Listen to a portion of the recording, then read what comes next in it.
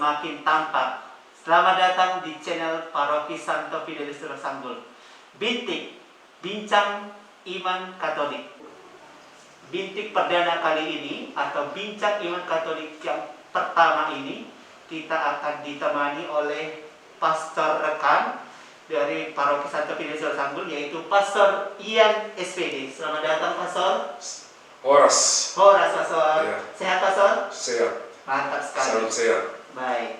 Nah, langsung saja, Pastor ya. Ya. Karena kita akan berada di bulan September. Bulan September kita ketahui bersama itu adalah bulan kitab suci. Nah, yang paling dasar nih kitab suci. Jadi pertanyaan saya nih, Pastor, apa sih sebenarnya kitab suci itu? Oke, kitab suci pengertian yang mungkin sedikit representatif dan sederhana itu adalah kumpulan buku atau semacam perpustakaan kecil yang memuat di dalamnya sabda Allah dari berbagai pengarang dalam kurun waktu 2000 tahun yang lalu. Ya, 2000 tahun ya, Pastor. Ya. Wow, sangat lama sekali ya, Sangat Pastor. lama. Nah, 2000 tahun itu karena sungguh sangat lama. Sebenarnya karena saya juga sudah baca bentuk dari kitab suci, ada beberapa termasuk bahasa dari bahasa Inggris, bahasa Indonesia, kemudian Toba yang ada di sekitar kita sekarang ini. Sebenarnya bahasanya kitab suci itu bahasa sebenarnya aslinya dari mana, Pastor? Baik, saudara Sapi dan juga saudara-saudari yang terkasih, kitab suci bahasa aslinya itu ada 3, Aram, Ibrani, dan Yunani. Dan untuk seluruh kitab suci perjanjian lama memakai 3 bahasa, yaitu Aram, Ibrani, dan Yunani. Berbeda dengan perjanjian baru, kitab suci perjanjian baru ditulis dengan bahasa Yunani. Maka pertanyaan penting kita, kenapa bahasa Yunani?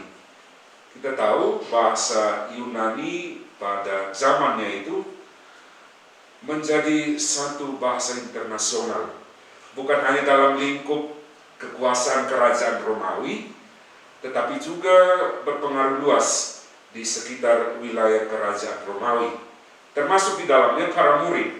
Jadi para murid awali, para murid perdana, mereka mengetahui dengan baik bahasa Yunani. Dalam perjalanan waktu, memang banyak orang, karena gereja berkembangnya, banyak orang tidak begitu mengetahui tentang bahasa Yunani.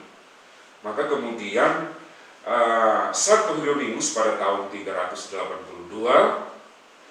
atas perintah Paus Damaskus meminta Santo Hieronymus untuk menerjemahkan kitab suci berbahasa Yunani ini ke dalam bahasa Latin. Nah, terjemahan itu yang disebut dengan Vulgata. Nah, Vulgata itu artinya umum, artinya bahasa kitab suci dalam bahasa Latin ini diberlakukan kepada masyarakat atau gereja atau konteks masyarakat yang lebih luas yang tidak begitu tahu tentang bahasa Yunani. Dalam perjalanan waktu, bahasa kitab suci juga mengalami perkembangan. Ada keinginan, juga inisiatif dari orang-orang tertentu. Sebut misalnya Martin Luther menerjemahkan kitab suci berbahasa Latin ini ke dalam bahasa setempat, bahasa negaranya itu bahasa Jerman. Juga ada semangat di dalam gereja untuk menerjemahkan kitab suci ke dalam bahasa setempat, misalnya bahasa Indonesia. Juga seperti kita tahu ada kitab suci berbahasa Jawa. Juga yang kita tahu yang dalam konteks yang lebih dekat dengan kita adalah bahasa Toba. Toba ya, Pastor Ya. ya. Nah, jadi sudah sangat panjang ya, Pastor ya. Sangat panjang perjalanan. Yunani beralih ke Latin, Latin. kemudian masuk ke bahasa-bahasa di negara di seluruh dunia ya, Pastor. Betul. Nah, karena sekarang ini sudah merebak ke seluruh dunia. Nah, sebenarnya berapa sih jumlah, kan katanya dari banyak buku ya Pastor, Iya, betul, seperti betul. perpustakaan katanya seperti itu. Berarti ada Iya. banyak buku nih Pastor. Jadi berapa banyak buku sih sebenarnya kitab suci itu Pastor?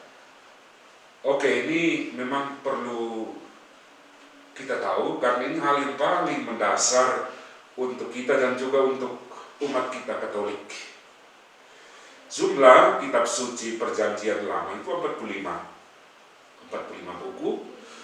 Dalam Perjanjian Baru 27 buku, sehingga jumlah keseluruhan kitab suci Perjanjian Lama dan Perjanjian Baru itu jumlahnya adalah 72 buku. Nah, rinciannya begini, Saudara Sampit. Yang pertama 5 kitab Taurat. Nah, ini yang disebut dengan kakak ibu, singkatannya Kejadian, Keluaran, Imamat, Bilangan, dan Ulangan. Juga ada 15 kitab sejarah, dengan catatan Esra dan Nehemia dijadikan satu. Juga ada 7 kitab kebijaksanaan, semisal Mazmur, Amsal, Kebijaksanaan Salomo masuk ke dalam kategori kitab hikmat dan kebijaksanaan ini. Juga disusul dengan 18 kitab para nabi. Jadi jumlahnya itu menjadi 45 kitab. Dalam Perjanjian Baru itu jumlahnya 27, yang terdiri dari 4 Injil. Kita tahu Injil Matius, Markus, Lukas, dan ketiga Injil ini disebut dengan Injil Sinoptik, juga Injil Yohanes. Lalu ada 1 Kisah Para Rasul, lalu ada 14 surat dari Rasul Paulus, 7 surat Katolik, dan 1 Wahyu. Cukup banyak. Jadi rinciannya jelas adalah, sekali lagi saya katakan, kitab suci Perjanjian Lama jumlahnya 45, dan kitab suci Perjanjian Baru jumlahnya 27, menjadi 70 buku. Banyak ya? Banyak sekali Pastor ya. Iya. Itu karena saking banyaknya kita perlu tahu itu sebenarnya. Iya. Nah, muncul lagi pertanyaan saya Pastor. Iya. Mungkin Pastor Rian bisa jelaskan ke saya dan termasuk juga mungkin sahabat bincang iman Katolik. Ini paling mungkin menurut saya, apa pentingnya sih membaca kitab suci? Pertanyaan ini mengingatkan saya akan ungkapan Santo Hieronymus sendiri ya. Santo Hieronymus pernah berkata, yang tidak mengenal kitab suci tidak mengenal Kristus.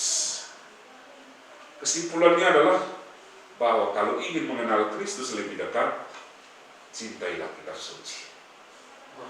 Gitu ya Pastor ya. Iya. Nah, tadi ada dengan slogan itu tadi dari Santo Hieronymus ya Pastor Iya, ya. betul. Nah, untuk sahabat bintik tidak mengenal kitab suci berarti tidak mengenal Kristus. Artinya bagaimana kita mengenal Kristus kalau kita tidak membaca.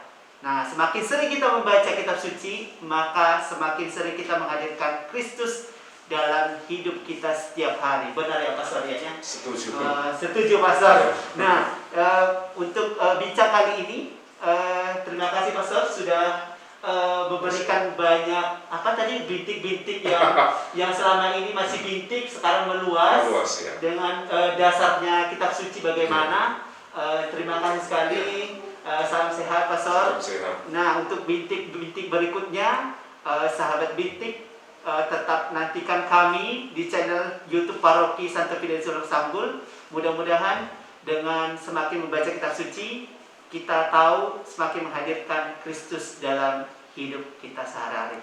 Tetap tonton channel YouTube, kemudian tetap subscribe, like, dan komen. Komennya akan dijawab nanti oleh editor kita. Terima kasih sahabat bintik, kita dadah Pastor. Dadah.